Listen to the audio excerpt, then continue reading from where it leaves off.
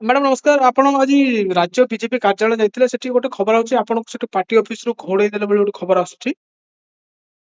ନାଇଁ ଦେଖନ୍ତୁ, ସେ ନିଲମ୍ବନ ଚିଠିଟି ମୁଁ କାଲି ପାଇଲି ହ୍ୱାଟ୍ସଆପ ରେ। ତ ଆଜ୍ଞା ସେଇଠି ଲେଖା ହେଇଥିଲା ଯେ 7 ଦିନ ଭିତରେ ମୋ କଥାଟିକୁ ରଖିବା ପାଇଁ କି ଆଜ୍ଞା ନିଲମ୍ବନ ସଂକ୍ରାନ୍ତରେ। ଆଜ୍ଞା ତ ମୋ ମତଟାକୁ ଦବା ପାଇଁ କି ମୁଁ ଯାଇଥିଲି, ସଂଗଠନ ମନ୍ତ୍ରୀଙ୍କୁ ଭେଟିବା ପାଇଁ ଯାଇଥିଲି। ଆଜ୍ଞା ତାଙ୍କର ଅଫିସ ସାମ୍ନାରେ ମୁଁ ବସିଲି ଆଜ୍ଞା ଏବଂ କାର୍ଯ୍ୟକ୍ରମ ଯେହେତୁ ଚାଲିଥିଲା, ମୁଖ୍ୟମନ୍ତ୍ରୀ ଷ୍ଟେଜରେ ଥିଲେ। ଆଜ୍ଞା ତ ସେ ମୁଁ ଅପେକ୍ଷା କରିଥିଲି। ତାପରେ କିଛି ସମୟ ପରେ ମତେ ଜଣେ ଅଧିକାରୀ କହିଲେ ଯେ ସଂଗଠନ ମନ୍ତ୍ରୀ ଆଜି ଭେଟି ପାରିବେନି, ଆପଣ କାଲି ଆସିବେ, ଯାଆନ୍ତୁ। ତାପରେ ମୁଁ ଠିକ ଅଛି। ତାପରେ ଭିଡ ବହୁତ ଥିଲା।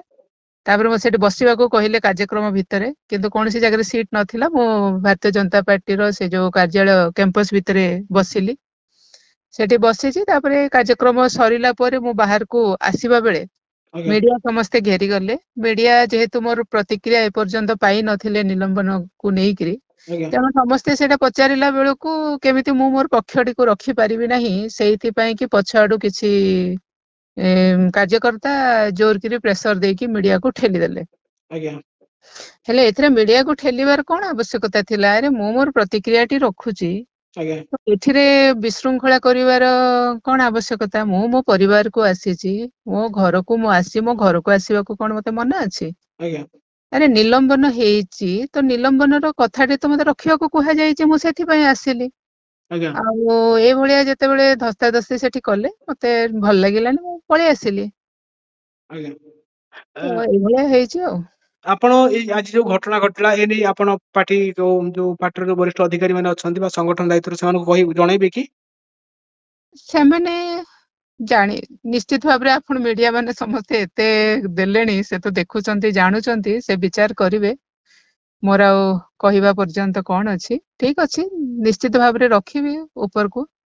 ଆଉ ମୁଁ ସଂଗଠନ ମନ୍ତ୍ରୀ, ମୋର ଅଧ୍ୟକ୍ଷ ଆଉ ପ୍ରଭାରୀଜୀ, ସେମାନଙ୍କ ପାଖରୁ ମୁଁ ନ୍ୟାୟ ଆଶା କରୁଛି। ଆଉ ଯୋଉମାନେ ଏଇ ଷଡଯନ୍ତ୍ର କରୁଛନ୍ତି, ଯୋଉମାନେ ଏଇ ବିଶୃଙ୍ଖଳା କରୁଛନ୍ତି, ସେମାନଙ୍କୁ ସେମାନେ ଚିହ୍ନନ୍ତୁ। ଆଉ ଏଇ ଯୋଉ ମହିଳା ମାନେ କିଛି ଅଛନ୍ତି ସେଠି, ସେ ସବୁ ତାଙ୍କର ବାଚାଳତା ମୁଁ କହିବି। ଆଜ୍ଞା ଆଉ ଏ ମହିଳା ମାନେ ଷଡଯନ୍ତ୍ରକୁ ବୁଝି ପାରୁନାହାନ୍ତି, ଜାଣି ପାରୁନାହାନ୍ତି। କିନ୍ତୁ ଦୁଃଖ ଲାଗୁଛି ଯେ ଠିକ ଅଛି, ମୁଁ ନିଲମ୍ବନ ଯଦି ହେଇଛି ବି, ମୁଁ ଗୋଟେ ଆଉଟସାଇଡର ଭାବରେ ବି ଯଦି ଦେଖାଯାଏ, ମୁଁ ଗୋଟେ ମହିଳା। ଆଜ୍ଞା ଗୋଟେ ମହିଳା ତା କଥା ରଖୁଛି, କଥା ରଖିବାକୁ ଯାଇଛି, ଆଟଲିଷ୍ଟ ଆମେ ଆଜ୍ଞା ସମସ୍ତେ ସେତିକି ତ ସମ୍ମାନ ଦେଇପାରିବା। ଆରେ ସେ ତ କୌଣସି ବିଶୃଙ୍ଖଳା କାମ କରୁନାହିଁ, ତ ତୁମେ କାହିଁକି ଏଇଭଳିଆ ଠେଲା ପେଲା କରିବା ଆରମ୍ଭ କଲ? ଆଜ୍ଞା ତାମାନେ ମୁଁ ମୋର ପକ୍ଷଟାକୁ ରଖିବାକୁ ଦିଆଯାଉ ନାହିଁ। ଯୋଉ ଗୋଷ୍ଠୀଟି ଚକ୍ରାନ୍ତ କରୁଛନ୍ତି ଯେ ମୋ କଥାଟା ମୁଁ ନ ରଖେ, ଆଜ୍ଞା ନିଶ୍ଚିତ ଭାବରେ ମୋ କଥାଟା କେମିତି ନ ଆସୁ ବାହାରକୁ, ସେଥିପାଇଁ ମତେ ଚାପି ଦେବା ପାଇଁ ଗୋଟେ ବିରାଟ ଷଡଯନ୍ତ୍ର ଚାଲିଛି। କାଲି ମୋର ବେଲ କେମିତି ହବନି, ତା ପାଇଁ ମଧ୍ୟ ସେମାନେ ଷଡଯନ୍ତ୍ର କରିଥିଲେ। ଆଜ୍ଞା ମୋର 3ଟା ଓକିଲକୁ ସେମାନେ ହାଇଜାକ୍ କଲେ। ଆଜ୍ଞା ମୁଁ କିଏ ସେ ବହୁତ ଷଡଯନ୍ତ୍ରକାରୀ ମ୍ୟାଡାମ, ଆପଣ କହିବେ କି? ମୁଁ ସେମାନଙ୍କ ନାଁ ନେବାକୁ ଚାହୁଁନାହିଁ। ଆଜ୍ଞା ସାରା ଦୁନିଆ ଧୀରେ ଧୀରେ ଜାଣି ଆସିଲାଣି। ଆଜ୍ଞା ଲୋକଙ୍କ ସାମ୍ନାରେ ସତ୍ୟତା ଆପେ ଆସିଯିବ। ମତେ ଆଜ୍ଞା କହିବାକୁ ପଡିବନି କି ମୁଁ ସେମାନଙ୍କ ନାଁ ଧରିବାକୁ ଚାହୁଁନି ମୋ ମୁହଁରେ।